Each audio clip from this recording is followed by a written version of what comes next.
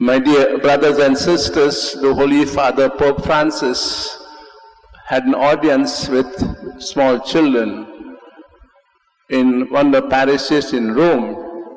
It was a simple question-answer audience, and children like to ask the Holy Father a lot of questions. So they began to ask the Holy Father questions, and he responded with great affection and love. When Wellington's turn came to ask the Holy Father a question, he began to cry. And all the children were stunned, and so did the Holy Father. And the Holy Father called him towards himself, says, come, he says, let's see why you are crying. Then I took in the arms, and the Holy Father whispered into his ears, what is your question?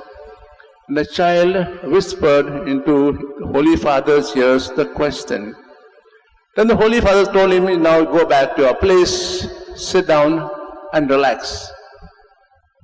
And taking the permission of this child who had told him the question, he told the children, you see, this child, says, Wellington, has a question for me and for you. He said, see, my father, he says, died some time back.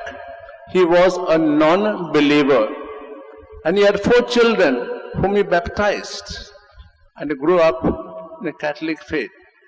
Now his question is this, will his father go to heaven? Will his father go to heaven? Then Holy Father told the children, say, our God is good. Don't you think so? They said, yes, our God is very good. He accepts good people into himself. He said, yes, he does that. Now this boy's father was good. Only accept him into his kingdom. And all shouted unanimously, yes. His father, though an unbeliever, was good. He gave good things for children. He brought up in Catholic faith, though he himself was an unbeliever. My dear brothers and sisters, heaven is opened for all. No religion, no caste, or any social so-called difference that may have blocks a person from reaching the goal. And the goal is heaven. And what's the path needed to go there? In the Gospel passage, we heard an interesting statement. In the beginning, we read, Jesus was going to Jerusalem. Jerusalem was a place of high value at that time. A place where you encounter God, a place where God dwelt, a place where the temple of God was there. And every Jew will go there at least twice or thrice a year. The Feast of Dedication, Feast of Tabernacles, the Passover. All will long to go there and be united with all the brethren and encounter God and offer sacrifices. But Jesus was not going there for that purpose. He was going there with a purpose. And the purpose was there, Jews, the Heavenly Father will decide his fate. There he will be arrested, tortured, mocked at, laughed at, given a cross, and there he'll be crucified. But that will not be the end. The Father will raise him up on the 3rd day. So that was the destiny of Jesus. Go to Jerusalem and give his life for us all. We said on the way he met people. He walked to villages and towns and cities and interacted with them and told them something. I am the way, I am the truth, and I am the life. What was the way Jesus taught the people, disciples? When he said, I am the way, what was the way shown by Jesus to them? It's a way of love, an unselfish love. A love that went out to seek the lost. When Jesus came in the world, he loved everyone, though they were Jews, Gentiles, pagans, everyone, the elite people, non-elite, everyone he loved. He made no distinctions. His love was pure and unselfish. What kind of love do we have for others? Are there strings attached, or was it just let loose? A love that forgave people.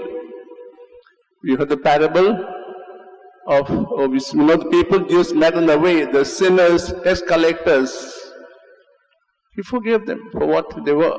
And they responded to that love, forgiving love. The woman caught in adultery, he forgave what she did. A love that forgives. A love shown in the prodigal son, prodigal father. The son went all of his way, squandered the father's money, spoiled his father's money, spoiled his name. And when he came back, he accepts him unconditionally as a son. A love that goes to seek the lost. The parable of the lost sheep, the lost coin.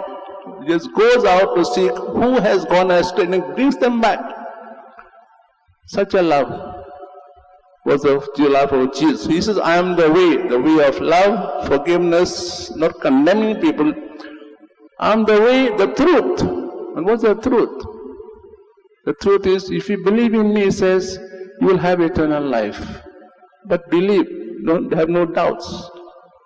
I am the life. If you believe in me and have me as your so-called spiritual food, you will have eternal life.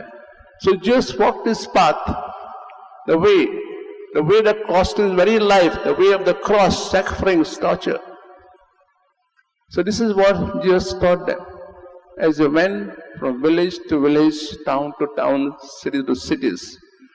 It was not easy, but yet Jesus went up to the very end to Jerusalem.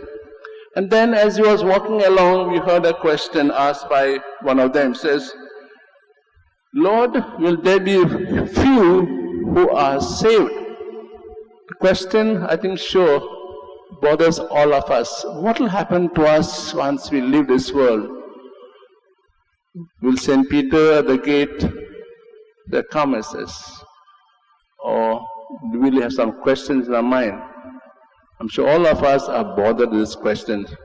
Will all of us be saved? The question is, will few be saved? Jesus told us time and again in the today's account, those who say, we are knocking at that door, he says, please open that door. What is this answer? I know you not. I know you not. Who are these so-called I know you not? In what category do they follow? They are those people who take the broad path. The broad path is a shortcut they thought in heaven. And who are these people?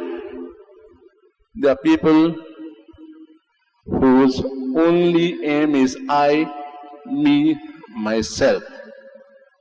So I glorify myself, I spirituify myself by saying I go, I perform, I pray every day.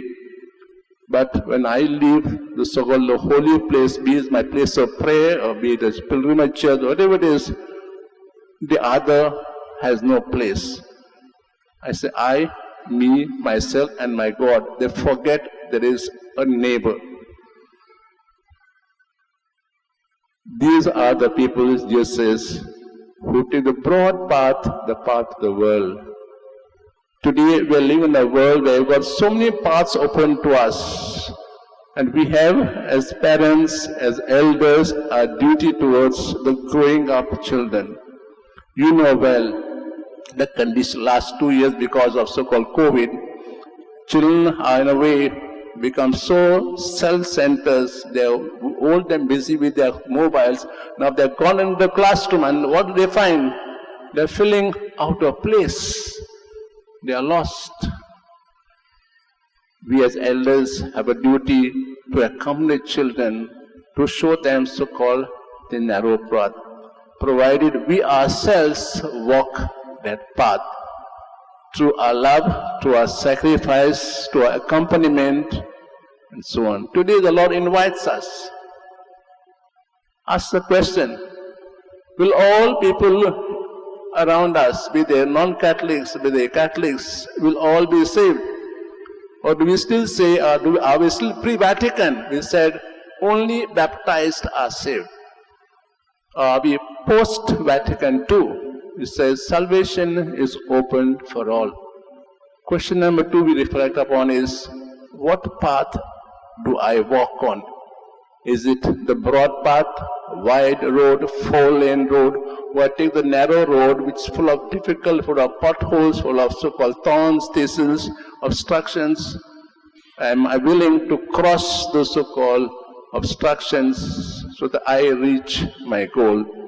We pause for a while and ask ourselves, what is my path? What am I doing? Do I believe that once I leave this world, will I be in an uncertain world? Or am I sure God will say, come into my kingdom prepared for you and for all those who do good to themselves and to others?